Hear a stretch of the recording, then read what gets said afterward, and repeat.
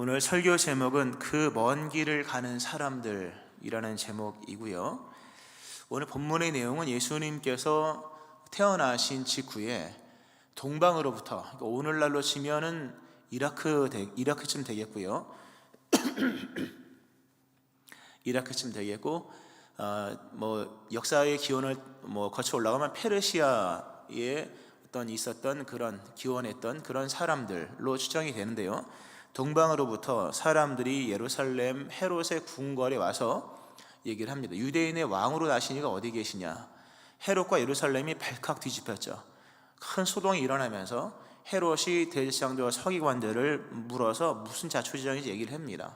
성경이 예언한 바 베들레헴에서, 예루살렘 근방에 있는 베들레헴에서 이스라엘을 다스리는 자가 등장할 것이다.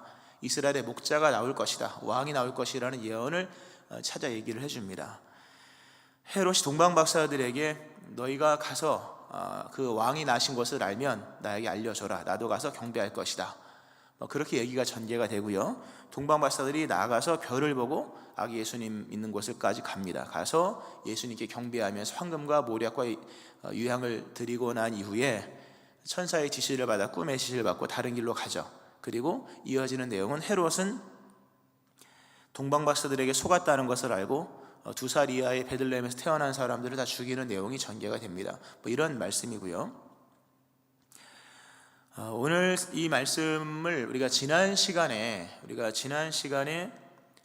굽이쳐 흐른다라는 말씀을 보면서 그때는 인간의 역사 속에 굽이쳐 흐르는 하나님의 구원 역사를 보았습니다. 인간의 역사 속에서 굽이쳐 흐르는 하나님의 역사. 그래서 그리스도 예수 안에서 하나님께서 나와 함께 걸으시며 내 인생 속에서, 내 인격 속에서, 내 실력 속에서 하나님의 위대하신 뜻을 펼쳐가신다. 우리의 삶에 누적된 죄가 산처럼 있다 할지라도 하나님의 거룩하고 그 순결하신 뜻은 굽이쳐 흐르면서 마침내 주의 뜻이 이루어진다라는 말씀을 지난 시간에 들었습니다. 우리가 하나님의 음성으로 들었고요. 오늘은 그 반대 상황입니다. 지난 시간에는 인간의 역사 속에 하나님이 들어오셔서 하나님의 뜻을 이루어 나가시는 장면이었고, 오늘 본문의 말씀은 정반대로 하나님께서 만드신 계획 속에서 인간이 그 길을 가는 것을 본문은 말씀을 해줍니다. 상황이 완전 다른 얘기입니다. 하나님께서 만드신 계획 속에서 인간이 그 길을 찾아가는 장면입니다. 그리고 마침내 가야만 하는, 그리고 가서 경배해야만 하는 것, 그리고 그것이 곧 믿음이다. 이렇게 다른 관점으로 동방 박사들에 관한 말씀은 우리에게 새로운 관점으로 등장을 하는 것이거든요. 그래서 오늘 설교 제목이 말씀드린 것처럼 그 먼 길을 가는 사람들, 하나님이 계획하신 그 역사의 현장을 굽이 찾아가는 사람의 길로서의 신앙을 말하고자 하는 것입니다. 우리는 믿음을 말할 때 그 믿음 생활이라는 단어로 익숙하게 생각합니다. 믿음은 이제 단독적인 용어인데, 믿음을 얘기할 때 믿음은 생활이라는 말로 얘기를 많이 합니다만, 실상 성경을 읽어보면 믿음 생활이라는 단어는 그렇게 사실 생활이라는 단어도 많이 나오지 않고요. 믿음을 생활로서 얘기하기보다는 믿음을 길로서 얘기합니다. 우린 믿음 생활을 합니다만, 성경은 믿음을 평가할 때 생활로 평가하지 않고요. 믿음의 길로서 평가를 합니다. 의인의 길은 여호와께서 인정하시나 악인의 길은 망하리로다. 이런 형식인 겁니다. 이게 참 큰 차이가 있는 거죠. 생활이라고 하는 것은 사전적 의미가 일정한 환경에서 살아가는 것을 말합니다. 생활은 일정한 환경에서 생활하는 걸 말하는 거예요. 근데 실제 우리의 삶은 일정한 생활이 아니잖아요. 일정한 환경인 것 같으나 변하지 않는 것은 이 지형, 이 정도만 안 변하고 우리의 모든 삶은 일정한 환경이 아닙니다. 다양한 환경이고요. 때로 격변인 거예요. 그러므로 우리의 삶은 생활이라기보다는, 일정한 환경이라고 말하는 말하기보다는 다양한 환경이기 때문에 길이라고 말하는 게 맞습니다. 정확히 말하면. 그러니까 믿음 생활을 한다고 하면 너무 안정적인 환경 속에서의 얘기인 거예요. 그러나 믿음의 길 하면 뭡니까? 다변화된 상황 속에서, 또 고정되지 않은 상황 속에서의 신앙을 말하는 거죠. 그러면 성경은 믿음을 평가할 때 믿음 생활로서 얘기하지 않아요. 믿음의 길로서 얘기를 합니다. 즉 목적지를 향해 끊임없이 낯선 환경 속에 접하면서 얼마만큼 그 길을 가느냐, 이렇게 여정과 방향으로서 평가한다는 것을 우리가 좀 보아야 됩니다. 가령 우리 성경의 인물들을 한번 보면요, 다윗을 말할 때 성경은 다윗의 믿음 생활을 얘기하지 않습니다. 다윗을 믿음 생활을 잘했다고 얘기하기보다는 믿음의 길을 잘 갔던 사람으로서 얘기를 합니다. 다윗의 길을 갔다, 이렇게 얘기하거든요. 길을 갔다고 얘기하지 생활을 얘기하지 않는다는 거예요. 아브라함, 이삭, 야곱, 이 세 분들 다 믿음 생활을 잘한 분으로서 설명이 되긴 합니다만, 그러나 초점은 믿음의 길로 설명이 된다는 것을 우리 너무나 잘 알고 있습니다. 욥도 마찬가지. 욥기 우리가 큐티를 하는데요, 나의 가는 길을 오직 그가 아시나니, 길로서 신앙을 얘기하지 생활로서 얘기하지. 바울도 마찬가지예요. 사도 바울도 자신의 신앙의 길을 길로서 내가 달려갈 길과 주 예수께 받은 사명, 이렇게 얘기를 합니다. 길로서 표현한다는 거죠. 이런 얘기는 성경에 무수하게 나옵니다. 세례 요한의 인생을 얘기할 때도 성경에 보면 세례 요한이 그 달려갈 길을 마칠 때라고 하면서 사도행전 13장에 나옵니다. 믿음을 평가할 때 생활로 말하면 너무 그 세팅된 환경 속에서의 얘기라고 하는 거죠. 그러니까 성경은 신앙을 길로서 평가하고요, 그러므로 당연히 사람들의 신앙에 대한 평가도 인격적인 면에서 초점을 둔다거나 또는 어떤 것을 이만큼 얻었다, 이루었다는 초점에서 두기보다는 그들이 도달해야 할 위치까지 갔느냐 못 갔느냐를 중요하게 여깁니다. 이게 중요한 얘기입니다. 아브라함이 뭐 부자 같다, 이런 얘기는 하나님 앞에서는 중요한 얘기가 아닌 거예요. 애초부터 부자였으니까. 이삭이 마침내 거부가 되었다, 이것도 그렇게 중요한 얘기는 아닙니다. 성경, 우리가 좋아하는 얘기지 성경은 그걸 그렇게 중요하게 여기지 않아요. 야곱이 뭐 새끼 낳는 것마다 얼룩배기를 낳았다, 이 얘기도 우리한테는 중요하지만 성경은 그렇게 초점을 맞추지 않아요. 성경은 아브라함에 대한 얘기를 설명을 하면서 이렇게 얘기합니다. 아브라함이 그의 아내 사레와 조카 롯과 하란에서 모은 모든 소유와 얻은 사람들을 이끌고 가나안 땅으로 가려고 떠나서 마침내 가나안 땅에 들어갔더라. 마침내 가나안 땅에 들어갔더라. 이게 12장 5절 창세기 나오는 것입니다. 아브라함의 평가는 그가 뭐 부자냐 부자가 아니냐, 또는 그가 뭐 어떤 인격이냐, 이런 것도 뭐 중요합니다. 굉장히 중요하긴 하지만 마침내 가나안까지 갔다, 여기에서 그의 믿음의 평가를 했다는 것을 우리는 보아야 합니다. 마침내라는 게 왜 부사적인 용법을 썼을까요? 이거는 인생에서 중요한 게 길이었기 때문이라는 거죠. 마침내 그가 뭐 착한 사람이 되었다, 물론 중요하고 마침내 부자가 되었다, 의미가 있어요. 그러나 결론은 뭡니까? 마침내 들어갔느냐 못 들어갔느냐에 대한 부분인 거죠. 오늘 동방박사들도 먼 길을 갔다, 먼 길을 출발해서 먼 길을 무사히 예수님 믿는 곳까지 왔다. 그러므로 우리가 믿음의 패러다임을 전환을 해야 됩니다. 믿음 생활, 또 믿음의 이렇게 소소한 얻고 못 얻고 이루고 안 이루고 얘기가 아니라 믿음의 길이라는 개념에서 우리 믿음을 다시 한번 점검을 해야 되는 것이 대림절, 특히 이제 주의 오심을 기다리고 주님 계신 곳으로 가는 차원에서 굉장히 중요한 관점이라고 하는 거죠.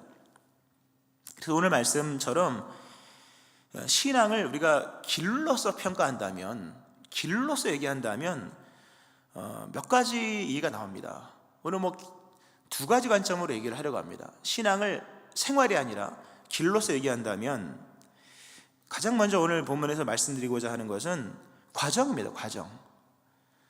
오늘 그 먼 길을 온 동방박사들의 이야기를, 그 말씀을 좀 다른 용어로 이렇게 쓰면은 그 먼 과정을 이겨낸 사람들, 그 먼 과정. 길이라고 하는 것은 과정이잖아요. 목적지는 결론이고, 그러니까 길을 간다고 하는 것은 과정을 이겨낸다, 또는 과정에 동참한다 라는 의미에서의 성공 여부를 얘기하는 것을 말합니다.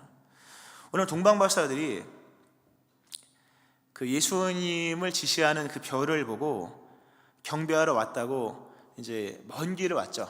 그 헤롯 궁에 왔습니다. 와서 얘기를 합니다. 그런데 사람들이 엄청나게 그 얘기를 듣고 헤롯과 그 예루살렘에 있는 사람들이 소동을 하죠. 그러나 어느 누구도 별을 보러 밖으로 나가지 않아요.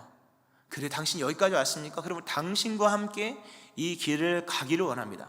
사실 예루살렘에서 베들레헴은 멀리 잡아야 20km고 가까이 잡으면 10km 얼마 되지 않습니다. 한 2시간이면 걸어갈 수 있고 넉넉 잡아도 몇 시간이면 갈 수 있는 거리죠. 물론 밤에 가야 하기 때문에 좀 시간이 더 걸릴 수도 있겠습니다만 그렇게 먼 거리가 아니에요. 그런데 동방박사들은 그 먼 과정을 다 온 거지 않습니까? 그런데 이 헤롯과 거기에 있었던 사람들은 동참하지 않아요. 즉 수고를 하고 싶지 않은 거죠. 그러니까 결과만 알려달라. 어디 있는지 결과만 알려주면 내가 거기까지 가겠다. 즉 결과에 대한 부분에서는 모두가 동참하기 원해요. 다 그렇잖아요. 인간이란 사람이란 그렇습니다. 어떤 좋은 결과가 있으면 다 결과 있는 쪽으로 몰려들죠. 그러나 과정을 함께하고 싶어하는 사람들은 많지가 않아요. 그 길에 동참하고 싶어하는 사람들은 많지 않다는 거죠. 한 걸음 한 걸음 가야만 도착할 수 있는 과정을 원치 않은 거죠. 과정에 동참하고 싶지 않은 채 그저 결과만 얻고자 하는 사람들. 성경 이런 부분에서 이것이 믿음이냐 아니냐의 부분에 우리 굉장히 중요한 것들을 제시하는 거죠. 동방박사들이 예수님께 경배를 합니다. 예수님 이 땅에 오셔서 수많은 경배를 받으셨는데요, 예수님이 받으신 경배 중에 동방박사들이 경배했던 경배만큼 큰 경배는 없습니다. 예수님이 나병 환자에게도 경배 받으셨고 여러 사람들이 경배 받으셨으나 어떤 걸로 이렇게 다 이게 비교해봐도 동방박사들처럼 예수님을 경배하는 사람들이 없습니다. 일단 물질적으로 황금을 드린 사람은 아무도 없더라고요. 예수님께 와서 황금을 드립니다. 그 비싼 유향을 드립니다. 그 비싼 모략을 드립니다. 물론 나중에 그 니고데모와 아리마대 사람 요셉이, 특히 니고데모가 엄청나게 많은 모략을 갖고 와서 드렸으나 그건 돌아가셨을 때 얘기고요. 생전에 예수님께 황금을 드렸다는 사람은 아무도 없더라고요. 모략을 드린 사람도 없고요, 유향을 드린 사람도 없습니다. 그러니까 물질로 봤을 때도 동방박사들처럼 예수님께 많은 경배를 드린 사람은 없습니다. 그런데 동방박사들이 예수님께 드린 경배 중에 가장 큰 경배는 황금과 유향과 모략이 아닙니다. 그들이 드렸던 가장 큰 그 경배와 예물은 과정을 드렸다. 과정을 드렸다는 거죠. 그 먼 거리에서 그 숱한 날들, 이라크에서 예수님 계신 베들레헴까지 온다고 하는 것은 그것도 밤에만 온 거잖아요. 별을 보고 왔다는 얘기는 낮에 왔다는 게 아니잖아요. 밤에 그 험난한 길을 왔다는 거죠. 그만큼의 과정을 거쳐서 경배를 하러 온 사람들은 아무도 없습니다. 아무도 없어요. 그러니까 예수님께서 받으신 경배 중에 가장 큰 경배는 황금, 유향, 모략이 아니라 그 먼 길을 와서 그 여정을 하나님께 드렸다는 거예요. 그 과정이 하나님 보실 때 가장 귀한 예물이 아니었을까. 분명히 하나님께서는 우리가 못 보는 것을 보시는 분이거든요. 우리가 손으로 드리는 예물만이 아니라 안 보이는 예물도 받으시는 분이신데, 하나님께서 그들의 그 길의 여정, 그 과정을 받으셨다고 하는 거죠. 참 중요한 얘기입니다. 세상은 결론적이죠. 결과적입니다. 뭐가 이렇게 그 유능을 평가할 때 어떤 결과물을 가지고 또는 실적을 가지고 또는 수치와 어떤 외형적인 것을 가지고 평가를 합니다만, 하나님은 그렇지 않습니다. 세상은 외모를 보지만 하나님은 이면을 보시지 않습니까? 세상은 결과를 보지만 하나님은 과정도 소중하게 여기십니다. 사도 바울이 데살로니가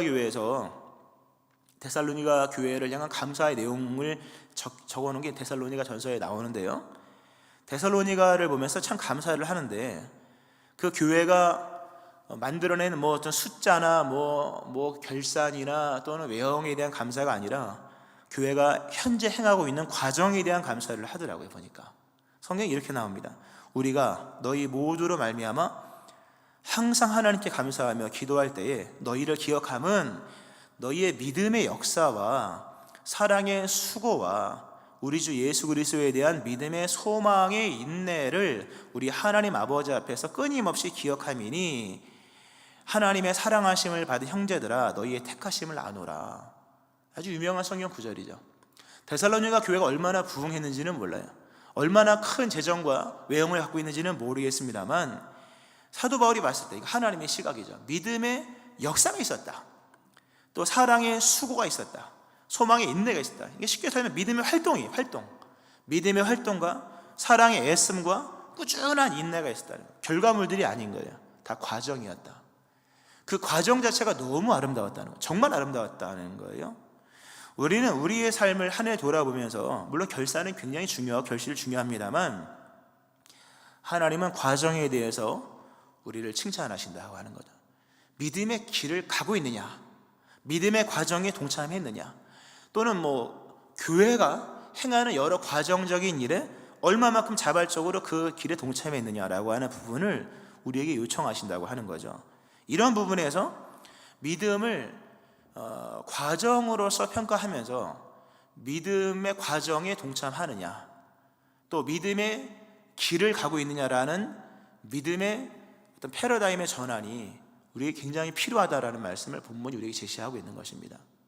일단 이게 하나고요. 이 과정적인 부분에서 믿음의 길을 가는 것은 과정에 동참하는 것이다 라는 부분을 먼저 말씀을 드리고요. 이어서 또 하나의 길로서 우리가 오늘 이제 평가를 한다면, 믿음을 평가한다면, 길이라고 하는 것은 다 목적지가 있잖아요. 그 포항 대구간 고속도로 이렇게 할 때 목적지를 가지고 길을 만들지 않습니까? 포항과 대구, 대구 포항 고속도로 이런 식으로 얘기할 때, 그러면 믿음을 길로 말하면 그럼 목적지가 어디냐라고 하는 거예요. 목적지, 그러니까 길을 얘기한다고 하는 결국 목적지를 얘기한다는 거죠. 단순히 길을 가다 방황하다 이러면 안 되는 거잖아요. 길을 간다는 게 목적지, 그럼 목적지가 어디냐? 마태복음이잖아요, 본문이요. 오늘 마태복음을 보면 마태복음에서 신앙은 길입니다, 길. 그러므로 길이므로 목적지가 있는데 목적지가 어디냐? 마태복음에서 말하는 길의 목적지는 천국입니다. 천국이에요. 조금 신학적인 내용입니다만 우리는 천국 또는 하나님의 나라 이런 걸 혼용해서 씁니다. 혼용해서 당연하죠. 아무 문제 없습니다만 신학적으로 구분을 하면 마태복음에서는요, 천국을 천국이라고 말합니다. 천국을 천국. 순 우리나라 말하면 하늘나라죠. 하늘천자, 하늘나라 또는 하늘왕국. 원문이 킹덤이니까 왕국이죠. 하늘나라니까. 영어로 영어 잘 못합니다만 킹덤 오브 헤븐입니다. 하늘의 나라예요. 천국을 천국이라고 얘기합니다. 그런데 이해를 돕기 위해 비교를 하면요, 누가복음에서는 천국을 천국이라고 말하지 않고 하나님의 나라라고 얘기합니다. 킹덤 오브 갓이에요. 하나님의 나라, 똑같은 나라인데 설명이 달라요. 하나는 그 나라의 주인의 개념 속에서 하나님의 나라, 이거 누가복음이에요. 하나님의 나라. 그러나 마태복음은 하나님의 나라라고 하지 않고 천국, 하늘에 있는 나라로 얘기합니다. 참고로 천국이라는 단어는 사복음에서 마태복음에만 나옵니다. 그 의미가 큰 겁니다. 마태복음에만 천국이 나오지 누가복음, 마가복음, 요한복음에는 천국이 안 나옵니다. 요한복음에서 영생 개념이고요, 이 누가복음에서는 이 하나님의 나라라는 개념으로 설명을 합니다. 이게 차이가 있는 게요, 천국을 장소로 얘기하는 것과 천국을 어떤 그 천국의 주인으로 얘기하는 것은 다릅니다. 사람은 내게 올 수 있잖아요. 그렇죠? 그분이 내게 와서 만날 수가 있는 거예요, 사람은. 그러나 장소는 내게 올 수가 없는 거예요. 내가 미국을 가고 싶으면 미국이 내게 올 수는 없는 거잖아요. 내가 미국을 가야만 하는 거예요. 바로 그 개념이라고 하는 거죠. 천국을 이해를 듣기 위해서 누가복음으로 먼저 얘기하면, 누가복음에서의 메시아는요, 좀 신학적인 내용이에요. 누가복음에서 메시아는 구주입니다. 구주는 뭡니까? 119는 오잖아요. 내가 어려움이 있을 때 내가 119한테 가는 건 아니잖아요. 119가 내게 와서 나를 구원해 주는 거예요. 그러니까 누가복음에서는 너희를 위한 구주가 나셨다. 그러므로 메시아는, 예수님은 구주로 오셨기 때문에 우리가 있는 삶의 자리에서 우리가 있으면 그분이 오시는 거예요. 그분이 직접 잃어버린 자를 찾아다니시는 거예요. 그러니까 누가복음에서 잃은 양의 비유, 잃은 드라크마의 비유, 잃은 아들의 비유가 나오는 거예요. 그건 누가복음의 신학인 거예요. 근데 이게 서로 틀렸다는 얘기가 아니라 다양성을 얘기하는 것이고, 오늘 이렇게 두 가지를 말씀을 드리는 것은 우리의 신앙의 균형을 잡기 위한 거예요. 그러니까 누가복음은 예수님을 구주로 얘기하고, 그러므로 오신 분으로 얘기하고, 그러므로 그분이 우리를 찾아오시는 것이고, 우리가 해야 할 것을 그분이 다 이루시는 거예요. 그러니까 우리는 그분을 믿기만 하면 되는 거예요. 근데 마태복음은 천국을 지명으로 얘기합니다. 그러므로 지명은 올 수가 없는 거잖아요. 그러니까 우리가 거기까지 가야만 하는 거예요. 예수님에 대한 설명도 오늘 본문에서 예수님을 구주로 설명하지 않습니다. 물론 자기 백성을 그들에서 구원할 자로 얘기합니다만, 여기서 이 마태복음상에서의 이 개념을 보면 예수님에 대한 부분을 왕으로 얘기합니다. 왕으로. 구원자가 아니라 왕인 겁니다. 왕은 함부로 오지 않잖아요. 왕은 왕이 있는 곳으로 가야만 하는 거예요. 그분이 물론 당연히 그분이 우리의 죄를 대속하시고, 또 예수님도 친히 말씀하시기를 회개하라 천국이 가까웠다라는 말씀을 하시면서 천국이 가까이 온 것으로 얘기하지만, 그러나 그 천국에 들어가는 부분에 있어서는 우리가 가야 하는 것으로 얘기를 하고 있다는 것이 중요한 거예요. 그러니까 마태복음을 보면 마태복음에서의 신앙인의 표상이 누구냐 할 때 동방박사입니다. 마태복음에서 신앙인의 표상은 동방박사예요. 물론 맨 마지막에 증인이 되리라 하신 부분에서도 굉장히 중요한 부분이긴 합니다만, 길을 간다는 개념 속에서의 신앙, 어디까지? 천국에 이를 때까지. 천국은 우리에게 오는 것이 아닙니다. 물론 예수님이 가지고 오셨으나 결과적으로 예수님이 마태복음에 보면 이런 개념이에요. 방주에 대한 개념으로. 방주는요, 우리가 방주에 들어가야 되는 거잖아요. 그렇죠? 방주가 오는 것은 아니잖아요. 예수님도 그 방주에 대한 말씀을 마태복음에서 하시면서 방주에 들어가는 개념으로 설명을 하셨다고 하는 거죠. 그러니까 믿음을 우리가 예수님 우리의 구원자로 이렇게 이해를 하면 우리가 별로 할 게 없어요. 그러나 굉장히 그건 위험한 얘기일 수가 있는 거예요. 물론 그분이 하셨으나 믿음은 인격적 응답이지 않습니까? 그분이 우리 오시다면 우리도 그분께로 가야 하는 거죠. 그러니까 길을 간다는 개념 안에서 성경은 예수님을 설명을 하고, 특별히 예수님을 설명할 때도 말씀을 드렸습니다. 천국에 대한 개념도 장소에 대한 개념 설명하고, 예수님이 누구냐라고 하는 소위 기독론, 그리스도론에 대한 부분도 성경을 말씀하면서 예수님을 말씀드리면서 왕으로 얘기합니다. 오늘 이 마태복음 2장을 읽어보면요, 오늘 읽은 이 본문을 보면 예수님을 유대인의 왕으로 설명을 하고, 또 이스라엘을 다스리는 목자라고 이제 설명을 합니다. 그래서 유대인의 왕, 다스리는 자, 유대인의 왕은 2절에 나오고 다스리는 자는 6절에 나오고 이스라엘의 목자고 나와요. 왕, 다스리는 자, 목자, 다 세 가지 정의가 뭡니까? 레위기적인 용어들이 아니라는 거예요. 레위기적인 용어가, 즉 종교적인 용어가 아니라는 거죠. 왕은 종교 용어가 아니잖아요. 왕은 정치적인 것이고, 다스리는 자, 이건 뭐 사회적이고 통치적인 것이지 않습니까? 그러니까 마태복음상에서 예수님을 통치와 다스림에 관련된 왕으로 설명하면서 우리가 함부로 이렇게 오세요 가세요 할 수 있는 분이 아닌 것으로 시작을 합니다. 종교적인 얘기를 하는 것이 아니라 굉장히 사회적인 얘기를 하고, 또는 국가적인 얘기를 한다는 거죠. 그러면서 메시아의 예수님, 동방박사를 통해서 예수님을 왕으로 소개를 하면서 우리의 믿음을 종교 생활에만 국한시키지 않는다는 거예요. 좀 어려운 얘기죠. 근데 오늘 비대면 온라인으로 드리니까 오히려 차분하게 설명할 수 있을 것 같고요. 집에서 편안하게 두 다리 펴고 예배 드리시는 분들이 있기 때문에 설교를 저도 천천히 할 생각입니다. 할 생각이고요. 차근차근 들으면 잘 이해가 되실 겁니다. 예수님을 마태복음상에서는요, 우리가 소위 말하는 종교 제도 안에 계신 분으로 설명을 하지 않습니다. 왕으로, 다스리는 자로, 그리고 이스라엘의 목자로, 다 뭡니까?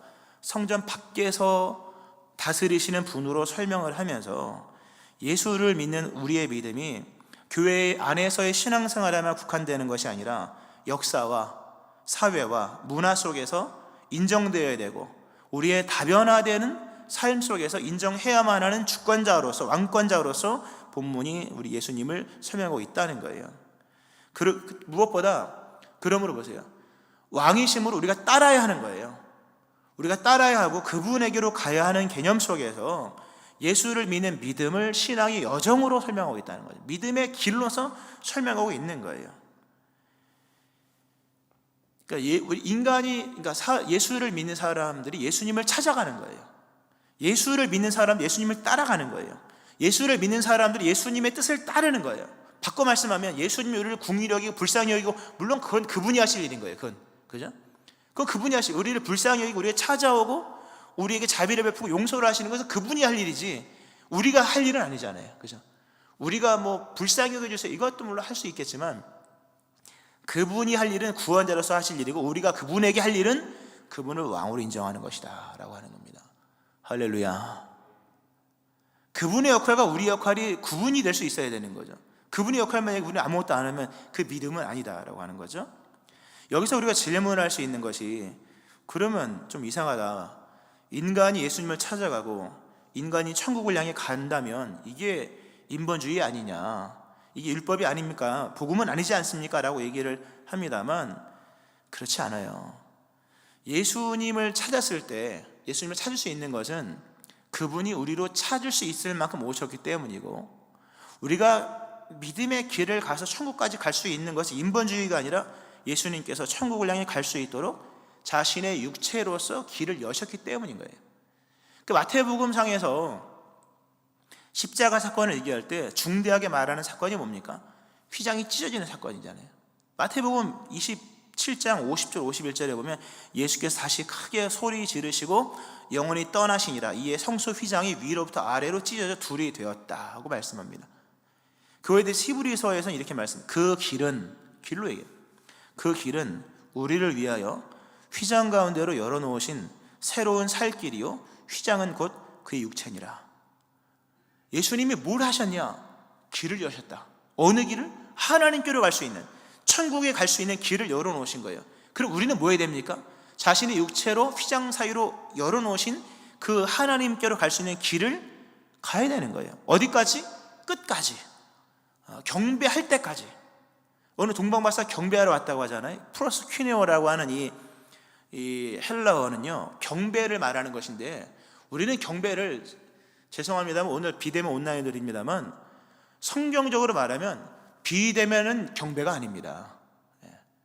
경배는 프로스퀴네오라고 해서 입을 맞추는 거예요. 그 발 앞에, 또는 그에게 입 맞추는 거예요. 그러니까 신학적으로 얘기하면 비대면 온라인 예배는 경배라고는 할 수 없는 거지만, 그래도 이렇게 예배 드리는 것이 은혜죠. 사실요, 예배입니다. 아니라고 할 수 없습니다. 예배입니다만, 진짜 경배의 완성은요 천국 가서 그 발 앞에 입을 맞추는 거예요. 이 길을 가서, 예수님이 만드신 길을 가서 어디까지 하냐? 경배하러 가는 거예요. 경배는 먼 데서 박수 치는 게 아니라 경배는 입 맞추는 거예요. 아주 근접하는 걸 말하는 것이고, 진짜 그분과의 접촉이 있어야지만 경배인 거예요. 그러므로 오늘 예배가 시작된 것이고, 진짜 예배의 완성은 천국 가서 그분에게 입 맞출 때 가능한 것이죠. 그러므로 비대면 온라인 예배가 예배인 것은 분명합니다만, 또 전환되면 또 얼른 나오셔야 됩니다. 할렐루야.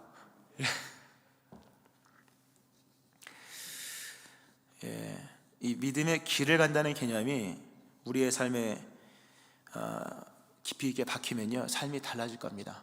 말씀을 좀 정리를 하면서요, 오늘 본문을 보면 길로서 얘기하면요 길을 가는 사람이 등장하고 또 길을 가지 않는 사람들이 등장합니다.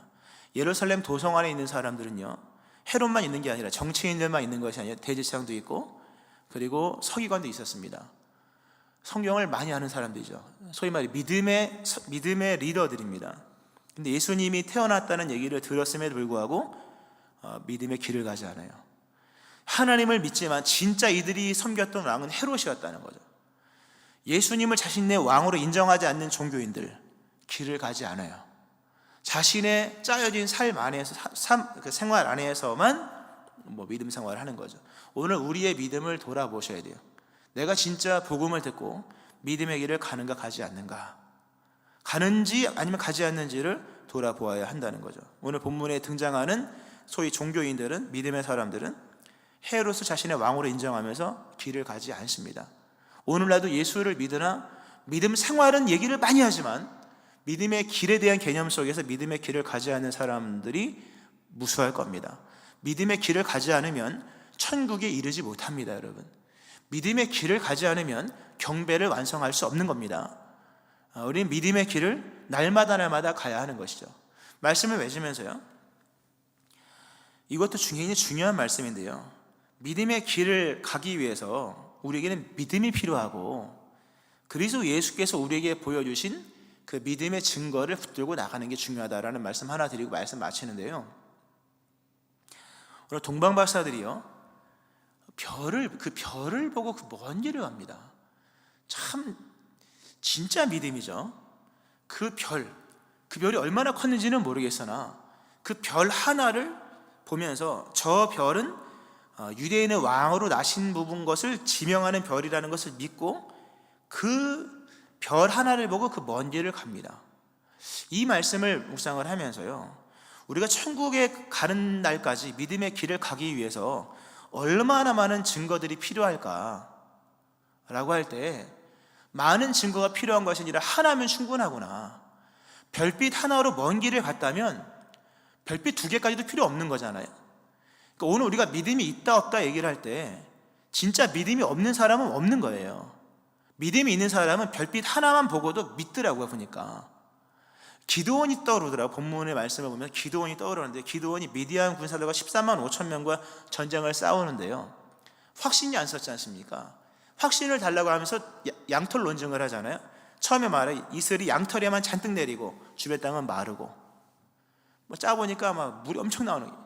한 번만 더요 하나님 하면서 이번에 양털이 바싹 마르고 주변에 흥건하게 젖도록. 그때 하나님이 그렇게 해주셨어요. 이 양털 논증 한 번 이렇게 딱 2번 하고 난 다음에 기드온이요 14만 5천 명과 더불어 나가 싸우려고 합니다. 싸웁니다. 이기죠. 이 어마어마한 14만 5천 명과 싸우는 이 큰 싸움에 대한 표적과 증거가 양털 뭉치 하나로 끝냈다. 저는 그게 진짜 믿음이라고 생각합니다.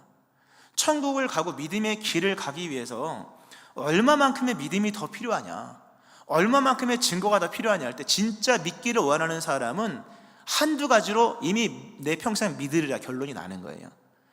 수십 가지를 경험했음에도 불구하고 믿지 않기로 아직도 믿음이 없다면 그거는 증거 부족뿐이 아니라, 증거 불충이 아니라 믿기로 다짐하는 마음이 없고 길을 가고자 하는 마음이 없기 때문인 거죠.